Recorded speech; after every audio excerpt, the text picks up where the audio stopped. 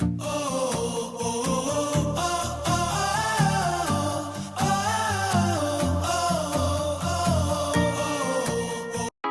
going through our first lock was exciting and a huge accomplishment, it was just the beginning of our third day. Well, as soon as we came out of the lock, we started seeing a bunch of bass boats that were a part of the Major League Fishing Pro Bass Tour, and it was incredible to see these guys and the amazing sponsors that they had.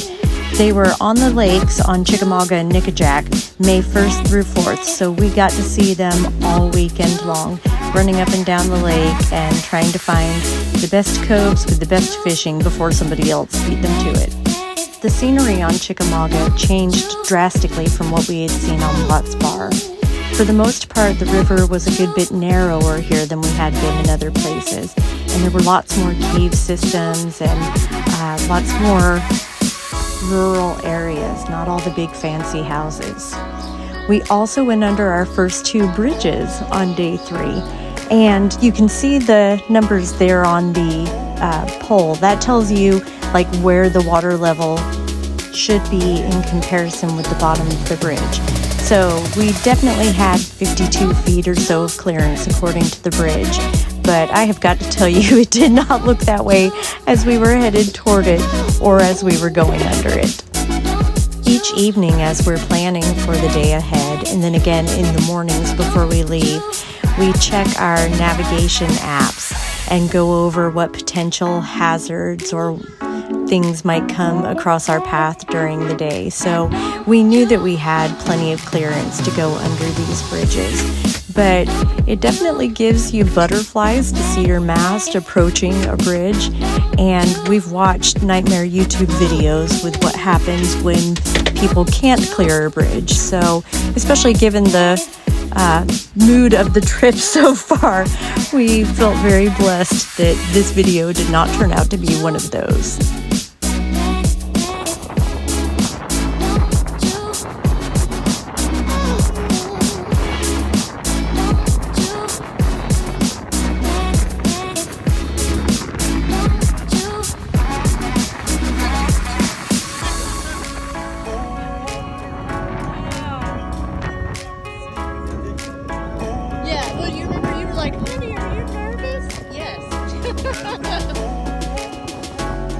So with one lock and two bridges under our belt for the day, we were actually feeling a lot better than we had in the past few days. We also noticed that there were lots of ospreys out on this lake as well. But for the most part, that was the only wildlife we really saw. The occasional water turkey or anahinga and ospreys, and that was about it. So the day was uneventful in a lot of ways, but like I said, two bridges and one lock was probably enough to keep us plenty busy. In addition to those things, the weather was a little overcast and windier than anything we had dealt with so far. And by the time we got ready to come into our anchorage that evening, we were dealing with wind right around 18 knots, gusting up to 23 and 24 knots. So entering our anchorage was interesting, but also kind of exciting. We were ready to have some relief from the wind and the chill of the day. As far as we could tell, there weren't any anchorages that were very near to our next lock the next morning, or at least not any that looked like they were really great little coves to duck in out of the wind. So we opted for one that was just a little ways away called Eldridge Slough.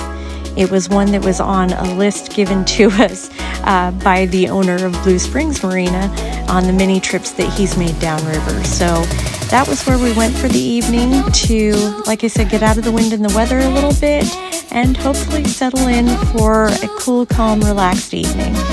But if you know anything about us, you know the odds of cool, calm, and relaxed are slim to none. Once again, we went ahead and put out our Danforth anchor, and I backed down on it only to find that we were dragging anchor again before we even shut off the engine. We tried this again and once again continued to drag before we went ahead and finally put out our secondary anchor. And just like the time before that, both of the anchors off the bow held for a while until we got a good gust of wind, and then we ended up having to put out the stern anchor as well. Ray was particularly frustrated about not being able to get our anchors to work the way that he felt they should, but after that first night of trying to sleep, knowing that we had dragged anchor, I was ready to just set all three out as a general rule of thumb and let that be the new norm. As long as I knew that we could sleep at night, whatever we had to do was fine with me.